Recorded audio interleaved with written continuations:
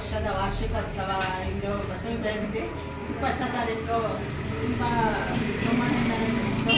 ಬೆಳಗ್ಗೆ ರುದ್ರಾಭಿಷೇಕ, ನಂತರ ಕಳಶ ಸ್ಥಾಪನೆ ಮಾಡಿ ಕಳಶ ಪೂಜೆ ಮಾಡಿದ್ವಿ. ನಂತರ ಹೋಮ ಎಲ್ಲ, ಗಣಪತಿ ಹೋಮ, ಮೃತ್ಯುಂಜಯ ಹೋಮ, ನವಗ್ರಹ ಹೋಮ, ವೆಂಕಟೇಶ್ವರ ಹೋಮ, ಈ ಥರ ಅಷ್ಟದಿಕ್ಪಾಲಕರ ಹೋಮ ಎಲ್ಲ ಹೋಮಗಳು ಮಾಡಿ ಎಲ್ಲ ಸರ್ವೇ ಜನ ಸುಖಿನೋ ಭವತು ಅನ್ನೋದು ಎಲ್ಲರಿಗೂ ಒಳ್ಳೆಯದಾಗಲಿ ಅಂತ ಈ ಒಂದು ಕಾರ್ಯಕ್ರಮನ ಸುಮಾರು 24 ವರ್ಷಗಳಿಂದ ನಡೆಸ್ಕೊಂಡು ಬರ್ತಾ ಇದ್ದೀವಿ. ನಂತರ ಎಲ್ಲ ಅಷ್ಟದಿಕ್ಪಾಲಕರೆಲ್ಲ ಪೂಜೆ ಸಲ್ಲಿಸಿ ನಂತರ ಬಲಿ ಅನ್ನ ಎಲ್ಲ ಹಾಕಿ ಮಹಾಮಂಗಳಾರತಿ ಎಲ್ಲ ನಡೀತು. ಭಕ್ತಾದಿಗಳು ತುಂಬ ಜನ ಸೇರಿದ್ರು. ಈಗ 4:15 ಮೆರವಣಿಗೆ, ಸ್ವಾಮಿಯವರ ಮೆರವಣಿಗೆ ಹೊರಡುತ್ತೆ.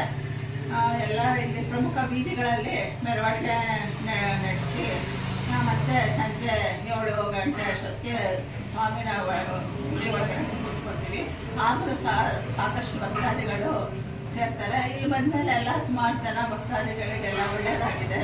ಹೀಗಾಗಿ ದಿನೇ ದಿನೇ ಭಕ್ತರ ಸಂಖ್ಯೆ ಜಾಸ್ತಿ ಆಗ್ತಾ ಇದೆ. ಹಾಗೆ ಸ್ವಾಮಿದು ಕಾರ್ಯ ಚೆನ್ನಾಗಿ ದಿನೇ ದಿನ ಚೆನ್ನಾಗಿ ನಡೀತಾ ಇದೆ.